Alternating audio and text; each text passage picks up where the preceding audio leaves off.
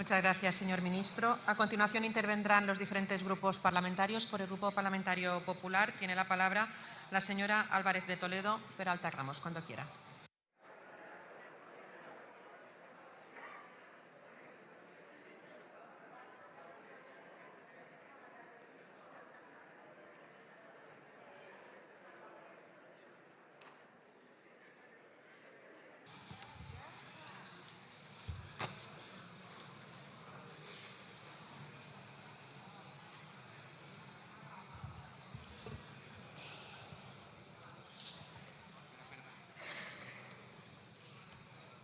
Primero, lo más importante.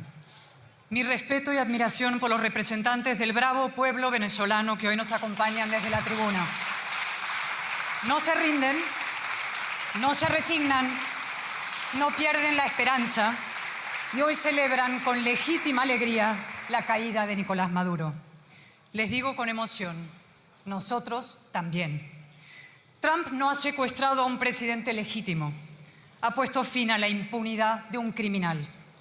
El tirano del helicoide, de la tumba y del SEBIN, de la tortura como norma, del saqueo como sistema, del exilio como castigo y del asesinato como forma de poder. Señorías, estamos ante el principio del fin del cautiverio venezolano y ojalá también del cubano, ante una oportunidad real para la democracia. Y si mi grupo lo celebra, sin adversativas, como celebramos y apoyamos las heroicas revueltas en Irán, mujeres valientes, feministas de verdad, traicionadas por la izquierda. Señorías de Podemos, su feminismo acaba donde empieza la financiación iraní. Es un feminismo teocrático, de burka y verdugos con turbante. Un demócrata no distingue entre dictaduras por su ideología. Y una feminista no tolera el maltrato según quien lo ejerza. Si lo hacen, no son demócratas ni feministas, son hipócritas. Es decir, ustedes. Sí, señor Álvarez, sobre todo ustedes. Voy a contar la verdad de su política sobre Venezuela, con hechos para desmontar su fatua y vacua propaganda. Se le ha hecho larguísima la intervención, se le hacía bola. Una autopsia a la hipocresía socialista en 4 puntos. Los presos, el derecho internacional, la soberanía y la transición. Empiezo por los presos, nuestra prioridad absoluta. El gobierno carga contra la intervención americana, pero a la vez se arroga sus efectos. Zapatero, libertador de presos. Si no fuera obsceno, sería cómico. Señor Álvarez, responda. ¿Cuántos presos ha sacado Zapatero y cuántos ha contribuido a meter? Zapatero ha sido el gran blanqueador de la tiranía chavista. Empezó como mediador de parte, hasta que la oposición lo repudió por falsario. Luego se especializó en el tráfico de presos políticos, salidas condicionadas a los intereses del régimen, el chantaje como método, la libertad como moneda. Las propias víctimas han denunciado sus prácticas, de Leopoldo López a Lorenza Lé. Si callas, te saco. Si sales, me das las gracias. La gratitud del preso como coartada para blanquearse y prueba de su influencia sobre el régimen. ¿Qué mejor tarjeta de visita para un lobista? Y qué inmoralidad. Ahora denuncian que a Trump le interesa el petróleo, ya. Y a los socios de Zapatero los derechos humanos. Por cierto, el año Franco acabó en el plus ultra. Justicia poética. Y pronto también real. Señor Álvarez, hay comparaciones lapidarias. Meloni recibió a los presos italianos a pie de pista. Sánchez escondió a los españoles por una puerta trasera de Barajas. ¿Por qué? ¿Y cómo es posible que siendo españoles sigan sometidos a medidas cautelares impuestas por una tiranía extranjera? Están trasladando a los excarcelados la responsabilidad de liberar a sus familiares y compañeros. Cargan sobre ellos la condena de los que siguen dentro. Es indecente. Queremos a todos los presos libres. Libres ya y libres de verdad. Sin mordazas. Porque no son rehenes ni detergente moral para blanquear a nadie. Tampoco a ustedes. Segundo punto. Dice usted enfático. que la ley de la selva no debe imperar en el derecho internacional? ¿Por qué no dijo lo mismo de la jungla de Maduro? ¿Y por qué no recurrieron a la ONU? Hoy ha propuesto una alianza mundial por el multilateralismo y ni siquiera fue capaz de invocar la responsabilidad de proteger de la ONU, que obliga a la comunidad internacional a actuar cuando un Estado tortura y asesina a su gente. No hicieron nada, al revés. Hace un año este Pleno instó al gobierno a apoyar la causa contra Maduro contra la Corte Penal Internacional. ¿Ustedes qué hicieron? Votaron en contra y luego ignoraron olímpicamente el mandato del Congreso. La realidad es que desprecian el derecho internacional, como desprecian el derecho español y el europeo. ¿O qué hacía la sancionada Delcy medrando con el hombre fuerte del gobierno una noche en Barajas? Y una pregunta que retrata su doble moral. ¿Por qué condenan en Trump lo que aplaudían en Obama? Bueno, Maduro no está en el fondo del mar, sino ante la justicia. Zapatero, aquí mismo, el 4 de mayo de 2011, dijo: el líder de Al-Qaeda se ha buscado a sí mismo morir asesinado habida cuenta de su sanguinaria trayectoria. ¿Esto qué es, la ley o la selva? Ustedes invocan el derecho internacional de forma hipócrita, como forma de inmunidad, es decir, sinónimo de impunidad. Tercer punto, la soberanía de Venezuela. ¿Con qué ímpetu la defienden ahora contra Trump? ¿Y por qué no antes contra Cuba, Rusia o Irán? 32 agentes cubanos protegían o vigilaban a Maduro. ¿Qué hacían ahí, señor ministro? ¿Turismo cultural? ¿O es que las injerencias comunistas e islamistas son operaciones de paz?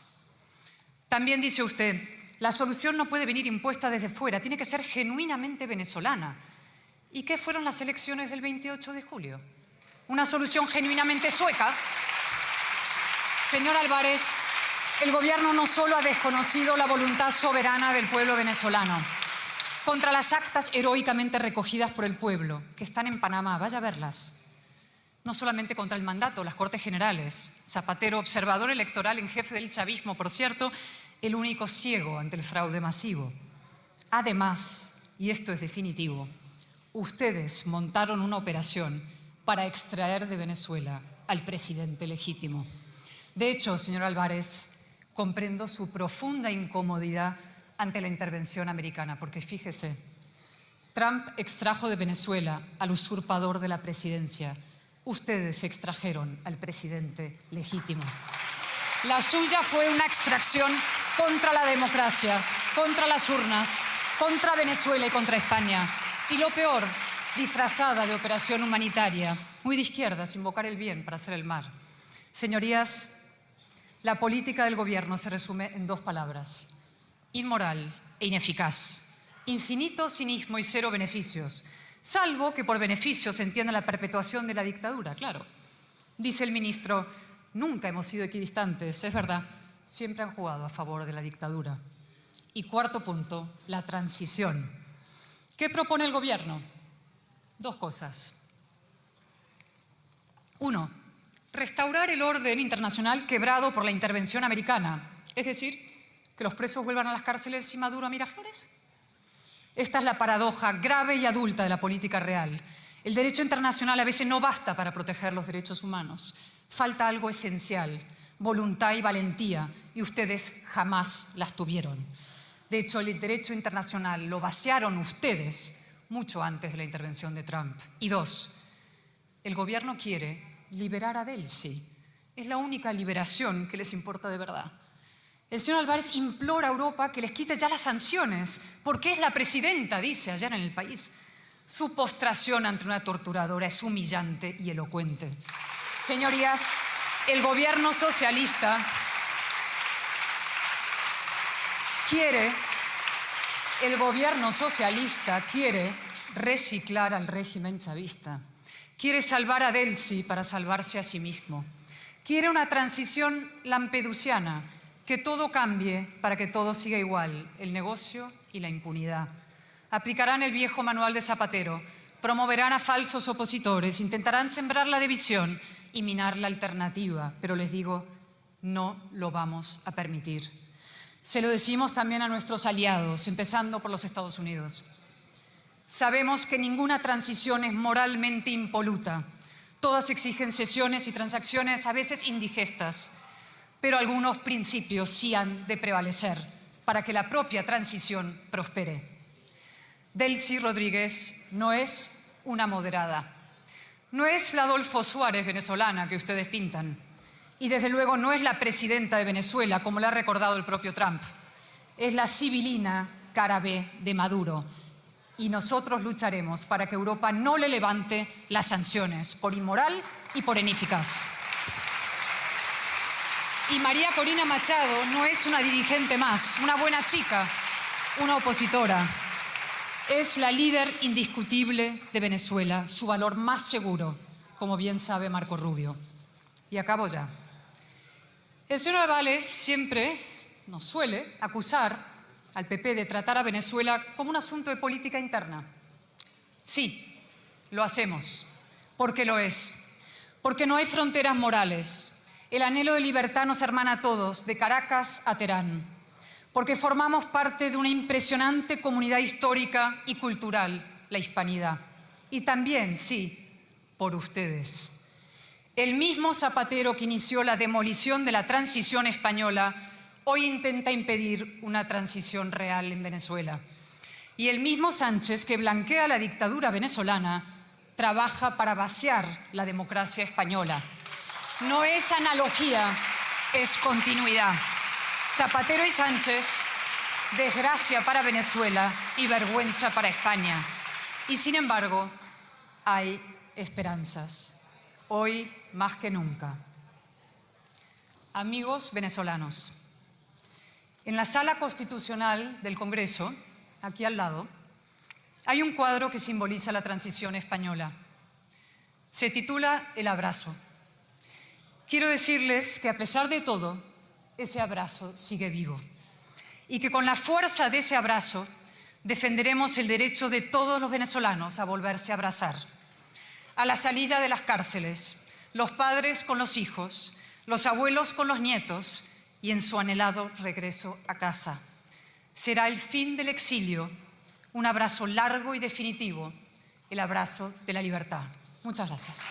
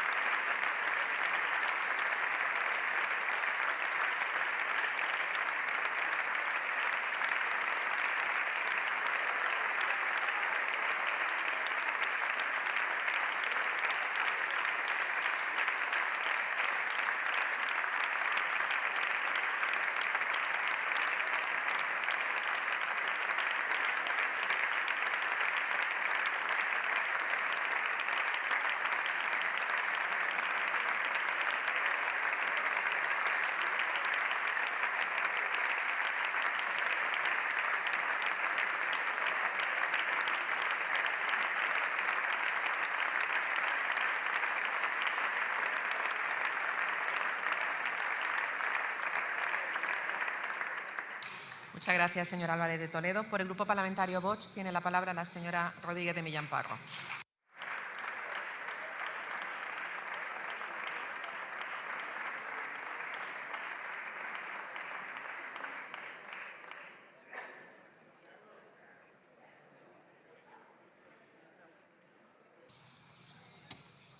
Muchas gracias.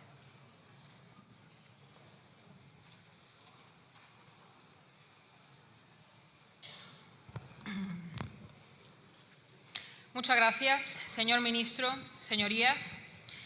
En los últimos años estamos presenciando la demostración de un mundo cada vez más inestable.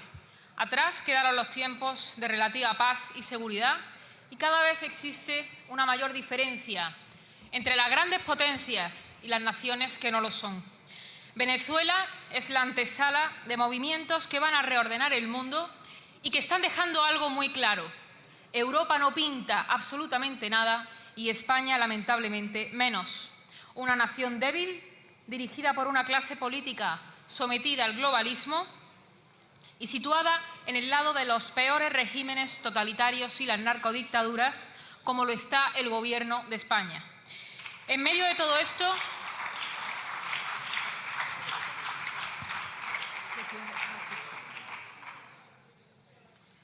En medio de todo esto hemos tenido una buena noticia, la caída de Maduro. Hoy Venezuela está mejor que hace 3 semanas y eso es algo absolutamente indiscutible. Venezuela es más libre y debe avanzar hacia el establecimiento de una democracia plena donde el pueblo venezolano sea soberano y pueda ejercer esa soberanía.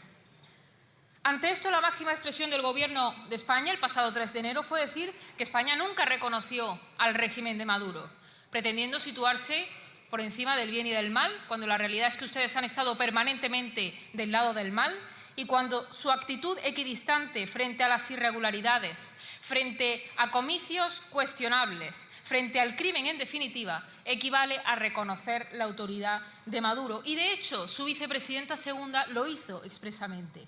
Así que esa es la lamentable premisa de la que parte el Gobierno de España. Ahora, según usted, el pueblo venezolano pide libertad, pero antaño su compañero Zapatero decía que allí lo que había era un conflicto equiparando a encarcelados con carceleros. Esa es la realidad. Hablaba usted antes de la internacional ultraderechista. No sabemos tampoco a qué se refiere exactamente. La única internacional izquierdista es la que conforman ustedes con todo el grupo de Puebla y el resto de cárteles que han colaborado activamente en el mantenimiento de la tiranía de Maduro. Por lo tanto, y por eso lo que es objetivamente una buena noticia para Venezuela es una muy mala noticia para los que han estado durante años beneficiándose de la permanencia en el poder de Maduro. Ustedes, sus socios de Podemos, sus socios de la izquierda y también los socios con los que firmaron ese lamentable y ridículo comunicado el 4 de enero rechazando la caída de Maduro. Todos, por supuesto, relacionados con este grupo de Puebla dedicado al crimen, al narcotráfico y a la desestabilización de las democracias. Por eso, a no ser que venga usted hoy aquí a pedir perdón, pues poco sentido tiene que se esfuerce en desmentir lo que por todos es conocido, que ustedes han blanqueado sistemáticamente la tiranía de Maduro porque se han beneficiado de ella y que ustedes han colaborado con el régimen teniendo como cabecilla en España a Zapatero. Ustedes se han beneficiado de todo eso y se les está cayendo el negocio. Y por eso es lo único que les importa, no el derecho internacional ni la soberanía de las naciones, entre otras cosas porque este Gobierno está en graves problemas por haberse saltado la ley y no reconoce ningún ordenamiento jurídico superior más allá de la necesidad de Sánchez de mantenerse en el poder. Un Gobierno que además nos está llevando a una especie de emulación del régimen del que se han aprovechado. Porque ¿cómo se ha conseguido en Venezuela desactivar cualquier reacción democrática del pueblo venezolano frente a una amenaza interna como la tiranía de Maduro? Pues porque el Gobierno de Maduro no se sostenía sobre ningún pilar democrático, sino sobre la represión, el miedo, la propaganda, la destrucción de las instituciones y la inexistencia de ningún Estado de Derecho. Venezuela no se enfrentaba a una clase política al uso, ni a unos políticos convencionales. Se enfrentaba y se enfrenta a una estructura absolutamente criminal contra la que no valen sus edulcoradas palabras, señor ministro. Y todo esto aquí nos suena mucho, porque aquí ustedes, su Gobierno, han conseguido en un tiempo récord desgastar más que nunca las instituciones, tener una separación de poderes prácticamente inexistente y convertir nuestras leyes más elementales en papel mojado para salvar a una clase política que opera activamente en contra de los intereses nacionales y del bien común de los españoles. Por lo tanto,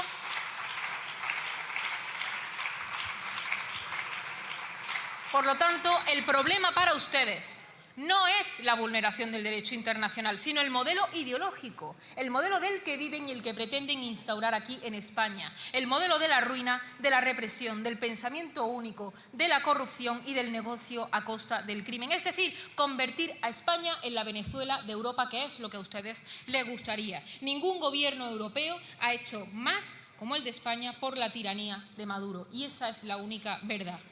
Pero España no es cualquier actor en Hispanoamérica. Es la madre cultural, lingüística y jurídica de gran parte de la región. Y eso conlleva una enorme responsabilidad política que ustedes han rechazado. Y aquí hay que evidenciar el papel clave del expresidente Zapatero, el dantesco personaje clave en esta deriva, presentado como un mediador, pero que ha sido el blanqueador de una tiranía que mientras se fotografiaba con el régimen o avalaba procesos electorales internacionalmente cuestionados, la oposición era encarcelada y millones de venezolanos huían del país. Presidenta, es que no.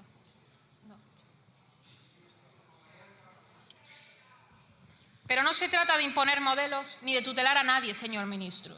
Se trata de no colocarse en una equidistancia falsa entre la democracia y autoritarismo, porque esa equidistancia acaba siendo complicidad. Y por esa complicidad también es una absoluta farsa los supuestos esfuerzos de Zapatero y su ministerio en la liberación de presos políticos, que no retenidos, presos políticos. Así que, si eso hubiera sido así, ¿por qué no lo han hecho antes? ¿Estarían esas personas en la calle si continuara Maduro? Evidentemente no. Esas liberaciones han sido una consecuencia de la caída de Maduro y no una acción heroica de Zapatero ni de su servicio exterior, encargados de pedirle a los presos que no hablaran en contra del régimen. Zapatero, un normalizador del terrorismo a un lado y al otro del Atlántico. En Hispanoamérica, junto a los cárteles y amparando a los miembros de ETA prófugos de la justicia que en estos momentos se encuentran en Venezuela, y aquí dándole el chivatazo a ETA de las operaciones policiales en su contra, como pasó con Francia, tal y como han desvelado esas vergonzosas actas de las que ustedes también tendrán que rendir cuentas. El Grupo de Puebla, al que, por cierto, pertenece Gustavo Petro, ese socio y amigo del Partido Socialista, al que el Partido Popular le aplaudió de pie aquí en el Congreso de los Diputados, y el Partido Popular de Madrid le entregó la llave de la ciudad, ni más ni menos. Por eso Zapatero y esta complicidad ha llegado tan lejos como se lo ha permitido el Gobierno de España, tan lejos como se lo ha permitido usted y tan lejos como en su momento, por cierto, y hay que decirlo, el Partido Popular lo permitió avalándole en el año 2016 como mediador en Venezuela. ¿Y cuál ha sido el papel de la Unión Europea en todo esto? Porque su retórica, la retórica de la Unión Europea y la suya también ha contrastado con los actos que luego se han llevado a cabo, como por ejemplo el mantenimiento de programas de cooperación con Cuba, que lo único que han hecho ha sido reforzar al facilitador del crimen organizado transnacional. Pero esto no es solamente un problema americano. Los españoles tienen que saber que sus organizaciones criminales también están aquí, porque la droga colombiana que se distribuye desde Venezuela llega hasta Galicia y está llegando también al Guadalquivir, tras pasar por Marruecos. Y ustedes, en otra expresión más de ese mantenimiento de la complicidad con el crimen organizado, se dedican a desarticular unidades policiales contra el narco, permitiendo que el crimen se expanda. Eso es lo que están haciendo ustedes aquí en España. Y el rol que podía haber asumido España en todo esto podía haber sido clave en la caída del régimen de Maduro. Y el PSOE ha tenido un rol, pero ha tenido un rol para mal. Porque, como decía antes, el papel de España en todo esto y ante los cambios que se están produciendo no es cualquiera, o por lo menos no debería serlo. Señora Presidenta, ¿la bancada del Partido Popular? Señora Rodríguez Millán, se la oye bien. Puede seguir. Mientras los países occidentales están asegurando su defensa, se está invirtiendo en investigación, en innovación y en energía, la preocupación de su Gobierno son las botellas de plástico con los tapones y la aprobación de acuerdos comerciales que desmantelan nuestra industria. Pero sí debo reconocerle algo. Desde que usted es ministro, España ha estado muy presente en el debate internacional. Pero claro, presencia no siempre significa influencia. Y lo que han hecho ha sido convertir la política exterior en una competición de superioridad moral sin dar ningún tipo de explicación a nadie.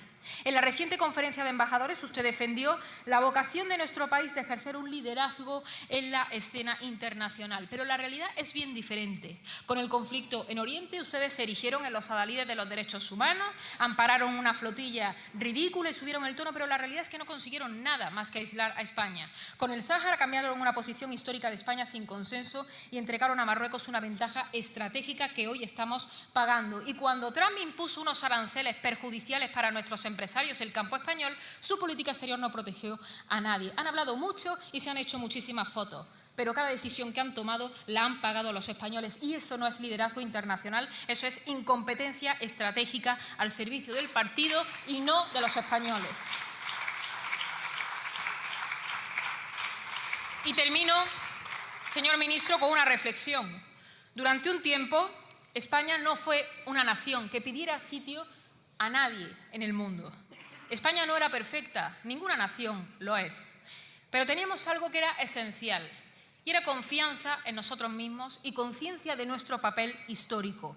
Y yo con esto no quiero decir que tengamos que volver a ningún pasado, ni muchísimo menos.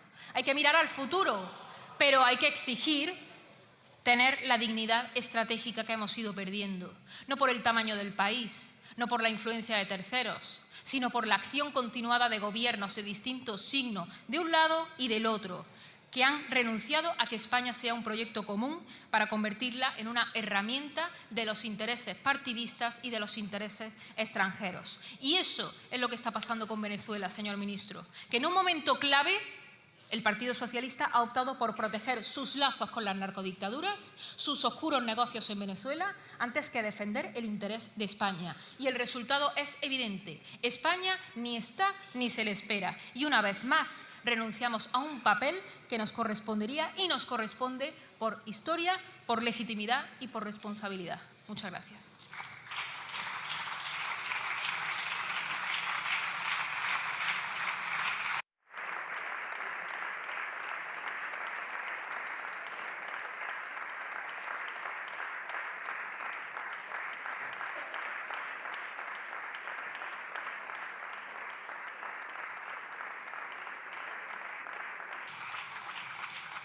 Muchas gracias, señora Rodríguez de Millán. Por el Grupo Parlamentario Plurinacional Sumar tiene la palabra el señor Santos Maraver.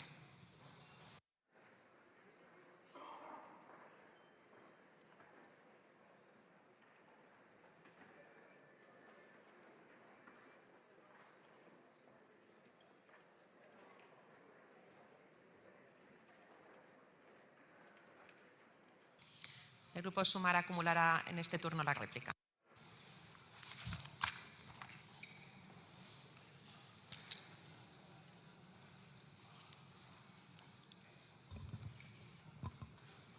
Muchas gracias, señor ministro, por su comparecencia a pocas semanas de la de diciembre. Pero la verdad es que la situación lo exige porque muchos de los temores que expresamos entonces se están concretando. La administración Trump ha bloqueado Venezuela, realizado asesinatos extrajudiciales, secuestrado a su presidente en ejercicio, Nicolás Maduro, bombardeado el país con más de 100 víctimas en una violación descarnada del derecho internacional y del derecho humanitario que ha convertido a Venezuela, bajo el chantaje de la violencia, en un protectorado de Trump, que expropia su petróleo y decide cómo venderlo en flagrante violación de la Carta de Naciones Unidas.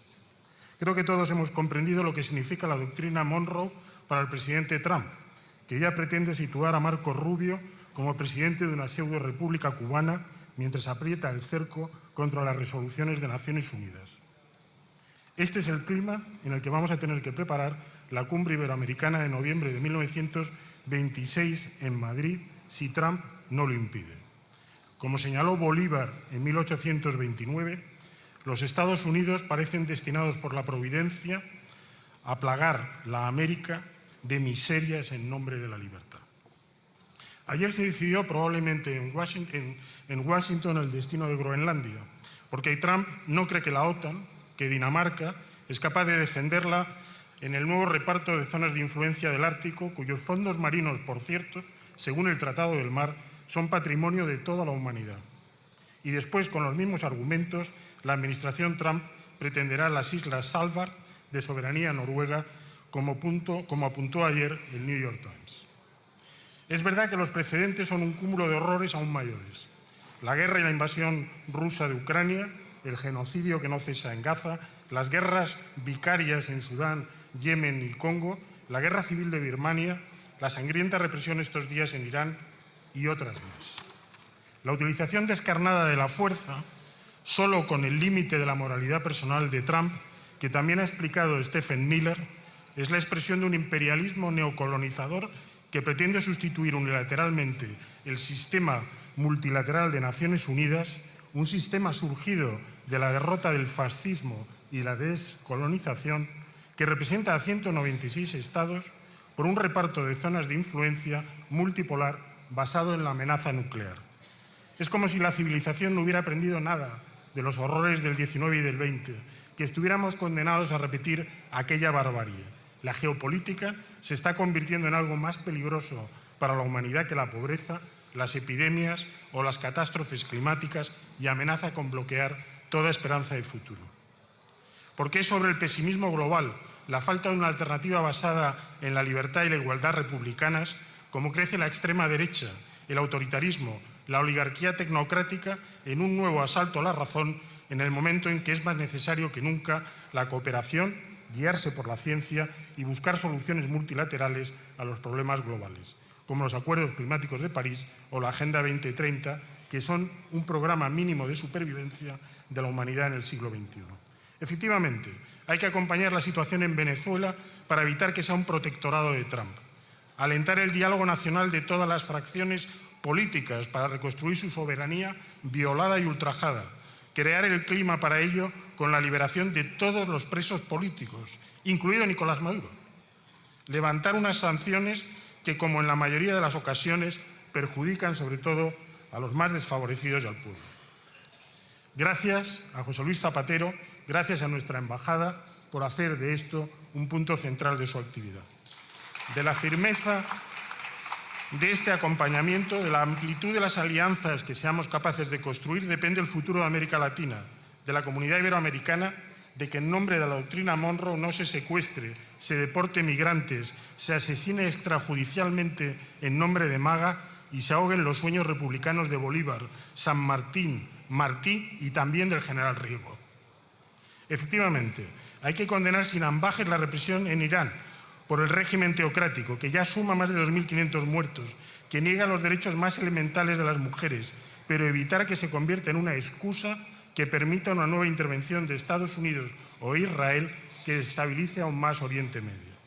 El presidente Trump, después de exigir el aumento del gasto militar, el 5% a los Estados miembros, puede acabar con la OTAN si anexiona Groenlandia. ¿Qué sentido puede tener el artículo 5 del Tratado Atlántico si el enemigo está dentro de casa? Como ha advertido la primera ministra danesa, si se reparten Ucrania, Trump y Putin. ¿Qué garantías tenemos de que Rota, base esencial de gestión del sistema antimisiles de Estados Unidos en Europa y el Mediterráneo, no está nuclearizada, en violación de nuestra firma del Tratado de No Proliferación? ¿Cuándo vamos por fin a adherirnos al Tratado de Prohibición de Armas Nucleares? Es evidente que España, que todos los Estados de la Unión Europea necesitan reconstruir sus estrategias diplomáticas y de seguridad. El primer pilar de nuestra estrategia diplomática y de seguridad es sin duda la defensa del multilateralismo de Naciones Unidas, de sus organizaciones y cuya sustitución por una cooperación jerarquizada y limitada a zonas de influencia de las grandes potencias sería el preámbulo de una confrontación aún mayor. Hay que apoyar de manera decidida, impulsar a la UE para que lo haga, que financie su funcionamiento haciendo de la Asamblea General su eje, mediante una alianza de la Unión Europea y el Grupo de los 77 que tenga la mayoría suficiente para pesar en ese multilateralismo y que pueda abordar las tareas que impide el bloqueo del Consejo de Seguridad por el veto de las grandes potencias. El año que viene tendremos la sustitución del secretario general. Será una batalla crucial para el futuro del multilateralismo. El segundo pilar es obviamente el europeo. Necesitamos, sí, más Europa, capaz de jugar su peso económico en la actual confrontación geopolítica. Pero Europa se encuentra dividida por el fracaso de la austeridad neoliberal, los regímenes autoritarios y el ascenso de la extrema derecha. Reconstruir la Unión Europea como sujeto internacional exige cambiar su rumbo. La vía de la economía de guerra, del rearme, de la austeridad y la inflación implícitas debilitan la cohesión interna, cuyos motores son la democracia y el estado de bienestar. Esa vía lleva a menos Europa, no a más Europa. Porque a corto y medio plazo, cuando se necesita una alternativa independiente al imperialismo y al neocolonialismo, se seguirá gastando el 69% del presupuesto militar en armamento de Estados Unidos, en el chantaje y las falsas garantías de misiles nucleares de alcance medio a utilizar en suelo europeo a conveniencia de las grandes potencias. Esa Europa potencia quedará rápidamente bloqueada porque los países del Este, en su giro autoritario, preferirán negociar bilateralmente su vasallaje estratégico con Trump o con Putin. La Unión Europea que necesitamos es otra. Es la Europa de los ciudadanos, asentada en un auténtico rearme moral de la democracia, el reforzamiento del estado de bienestar y el abandono definitivo del neoliberalismo. Capaz de volver a discutir y adoptar un tratado constitucional y una gobernanza plenamente democrática que pueda pasar de la coordinación de capacidades a un auténtico ejército europeo basado en la ciudadanía europea como fuente de soberanía. Los pasos prácticos en esta vía se harán cada vez más evidentes. Una diplomacia europea capaz de negociar ella el cese del fuego en Ucrania, su observación y negociación de un acuerdo de paz que dé seguridad a todas las partes implicadas a partir del multilateralismo de la OSCE y de Naciones Unidas. Hay que recuperar el espíritu de la Declaración de Astana de 2010. La partición de Ucrania entre Trump y Putin solo harán permanentes la inseguridad y la confrontación geopolítica en Europa a costa de todos los europeos. El tercer pilar exige volver a mirar a las alternativas diplomáticas y de seguridad del Estado español al final del franquismo.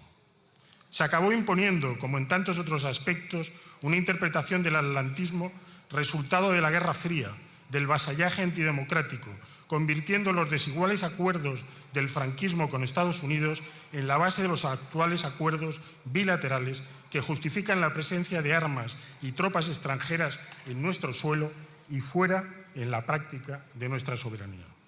Y finalmente la entrada en la OTAN en 1986 y posteriormente en su organización militar, a pesar de las condiciones del referéndum, sin las cuales nunca se hubiera aprobado. No era la única vía.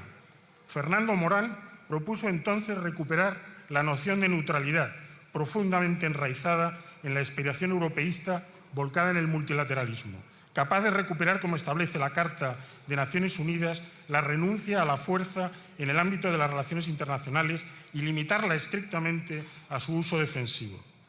De este principio se desprende una estrategia diplomática europeísta y multilateral como eje de la defensa de nuestros intereses en el mundo, un mundo de tensiones geopolíticas, pero también una doctrina de seguridad nacional y de defensa distinta a la actual otanista, basada en un compromiso europeo y la defensa territorial. Todos los imperios prometen durar 1000 años, también el de Trump. Pero la propia complejidad de la civilización globalizada e industrial en la que vivimos desmiente esta posibilidad cuando se basa en la fuerza y no en el derecho internacional. El trumpismo ganó su segundo mandato por un estrecho margen. En un año ha sido incapaz de cumplir ninguna de sus promesas electorales, a pesar de contar con una mayoría absoluta. Según las encuestas, su base social se está erosionando por el coste de la vida, los precios de la vivienda y la educación, la crisis de infraestructuras. Su intento de enfrentar a la inmigración más pobre con una clase trabajadora precarizada y desindustrializada está provocando una cadena de movimientos sociales cuyos últimos ejemplos los estamos viendo en Minnesota y en la ciudad de Minneapolis. Mamdani, un demócrata socialista, ha sido capaz de barrer primero en las primarias demócratas y ganar la alcaldía de Nueva York. Trump puede perder su mayoría absoluta institucional en las elecciones de medio término y ver bloqueado su unilateralismo en la Cámara de Representantes. De las 9 guerras que dice haber mediado para exigir el premio Nobel, en ninguna han callado las armas. El reto que tenemos ante nosotros es civilizatorio, una encrucijada para la humanidad, que se encontrará gestionando unos márgenes climáticos catastróficos desde mediados de este siglo XXI.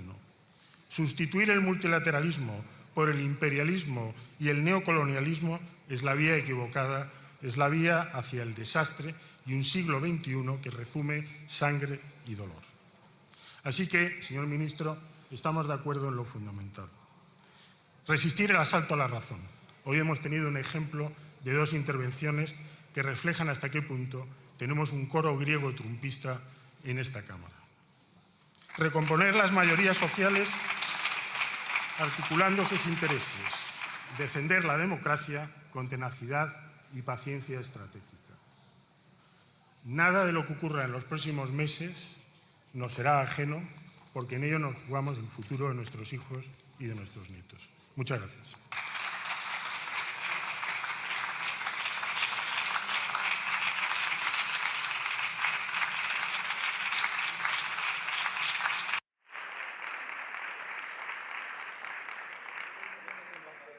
Muchas gracias, señor Santos. Por el Grupo Parlamentario Republicano tiene la palabra el señor Rufián Romero.